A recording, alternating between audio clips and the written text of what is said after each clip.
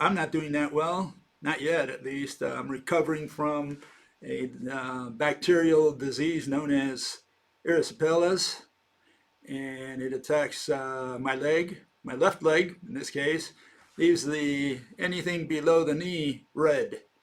And if you don't stop it on time, well, it could go after your lymph nodes and do a lot of damage. Anyways, I was out for about a week, a little over, really eight days, and I came out of the hospital a couple of days. Well, was it Friday night? That's when I came out. Anyways, some people had something to say about that, and it's usually people who have problems with the establishment, right? I think they do a little more politics than they do health. Okay, if they would limit it to health, that'd be great. But they immediately go into this issue of pharmaceutical companies and doctors making a lot of money, and so it takes away from the discussion because that's a political issue. It's not so much, not that it's wrong or it's an opinion, right? But the point here is that it takes away from the health issue. And here's one fellow who said the following. He says about that, right? He said this. He says, the best way to get your health back is to go to your natural diet, raw vegan diet. I don't want to die. Our natural diet is meat. I'm sorry to tell you. Those spears that our ancestors had 50,000, 100,000 years ago, they didn't use them to hunt lettuce or, pumpkins. They didn't use them to bring down apples. No, they used them to kill animals. And that's what we ate. That's what our, ancestors ate. They just killed an animal and lived one more day. That's what it was. So that is our natural diet. Okay. Now we changed the diet maybe somewhere between 10 and 20,000 years ago when we invented agriculture and started eating things that we collected, maybe nuts, berries, whatever. But until then, I think it was 100% meat. I'm not sure if that number is correct, but they say that Neanderthals were like 98, 99% meat eaters. And I think, yeah, that's where both of these hominids, were. We were all meat eaters. Then we changed our diet. And today we went even further. Some people don't eat meat at all, even though that's maybe what our bodies are used to eating, because we have this long evolution in which, we ate meat. Now, some people don't eat meat for ethical reasons. They believe that you're not supposed to kill animals, torture them, that kind of thing, that we are abusing animals. And all I can tell you on that is that anything related to ethics is religion. Okay? Ethics, man invented ethics. Mother Nature doesn't understand ethics. She has the lion eating, the deer, and that's all she understands. The lion doesn't go on Sundays to pray for salvation because he killed a deer. So no, that stuff about ethics, that's religion. That's got nothing to do with health, at least. Now, is meat better than veggies? Veggies better than meat? Well, I had a pet lion once, and I decided to test that. And I fed him lettuce for about 2 weeks until he died. And so I don't think veggies is a good diet for mammals, especially lions. I think I proved that. So, I don't know. Again, I think it's our natural diet to eat meat. We've gotten away from it, a lot of people, because of ethical reasons, which has very little to do with what our stomachs can digest. You take a cow, I don't think you can feed it meat for a whole month because what will happen to the cow is the same thing that happened to my lion, which is the cow will die.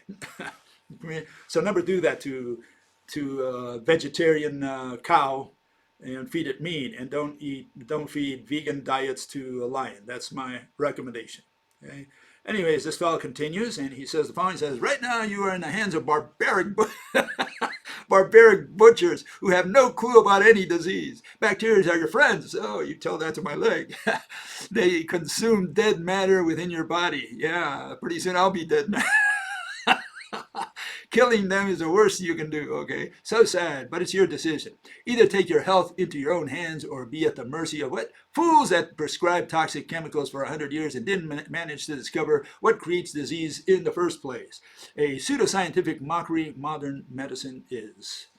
Um, yeah, people have strong opinions, especially in this day and age when there's so much information on the internet. And so everybody's a doctor today. They can tell you what's good for the heart, what's good for the liver, the kidneys, etc. They know everything. And a lot of people are into that, in looking at all these little details, and saying, oh, I know how to cure this and that. And so they become, doctors, internet doctors. They get all this information from the internet. And one of the things I'll say about that, you'll find doctors on both sides of the issue sometimes. Some have this theory, another guy has that theory, and they don't see eye to eye. And so if you choose this one because that's your leaning, well, then that's what you're going to believe. That's all there is to it. I personally believe that there are such things, and I do make that assumption that there are viruses and bacteria. Some bacteria are good, most of them are bad. Okay, and yeah, when you have bacteria in your body and they start attacking your system, people say, well, the reason it attacked you is because you did not have defenses, meaning you did not take care of yourself, you were weak, and the bacteria took advantage. Some people have that theory, okay? And that's to some degree true. In fact, this war between these two general currents has been going on for over 100 years. And here's the two people who started that war. One is Antoine Béchamp, and he argued that microbes became dangerous when the health of the host, the individual, right, its terrain or environment, right, deteriorated. And on the other side, we have Mr. Louis Pasteur, which is the one who triumphed over the following decades, right, all the way to today.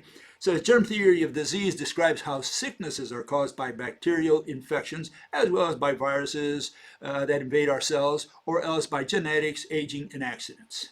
And personally, I subscribe to that second view, hang me at dawn, send the posse after me, but that's the one I subscribe to.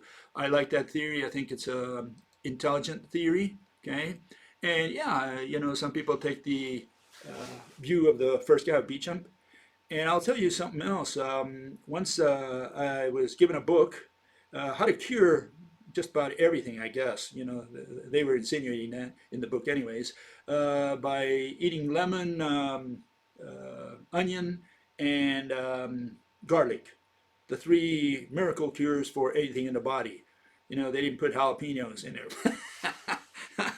So is that true? Can you cure everything with these three things? Well, some people have these beliefs, and they subscribe to those theories, and okay, so everybody gets to choose, what they subscribe to, I guess. All I can tell you is I like the theory of bacteria, especially when it comes to erysipelas.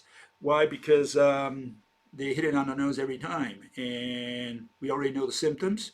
My lower leg below the knee gets red. I get, nausea, dizziness, and that lasts about a day until they start giving me antibiotics. And we know that once they feed me the antibiotics, it takes 2 weeks, 3 weeks to get rid of it completely. And I've done this already 4 times. I've had erysipelas 4 times, like every 3 years. So for the last 11, 12 years, I've had this thing. And as far as I know, it comes through the cracks in my heels. There's these, I do have dry skin in my feet. I've had it for about that same amount of time, maybe anywhere from 12 to 15 years now. I lost count. And I think that's where they come into the body. And I should be more careful with, putting some barriers there. That's what I think I've got to do. I proposed to my doctor, the one who took care of me, that maybe, because it comes like every 3 years, like regularly, that maybe it's not that they come into my feet, but once you have it in your body, they kind of go dormant for 3 years, and then somehow, they get excited and come out and do their damage. And she told me that that's not true. that bacteria will not last that long before it gets activated or that something activates it. So there are theories, and I can't be sure of any of these for sure. I'm not into that business at all. I don't care too much about that. I just look at the diseases or ailments that I have and I try to fix those, and that's it. I don't go beyond the call of duty finding out, how do I fix the heart? How do I fix the kidneys? I don't get into any of that. Not interested at all in the subject. Okay. Another fellow says the following. He says, what is the source? Killing it with antibiotics only to have it reoccurring over and over isn't a very good solution. Agreed. Is this that in this day and age, I would even be looking at my water supply. What am I supposed to find there? I guess bacteria. I guess that's being insinuated here. Yeah, could be. The problem is that I'm the only guy getting infected in my house. And so I think it's coming through the cracks of my heels.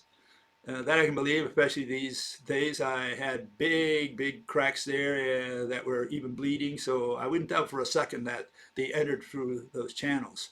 So what can I tell you? Different people have different theories or subscribe to different theories, and it's fine. Everybody takes care of their own body, any way they can.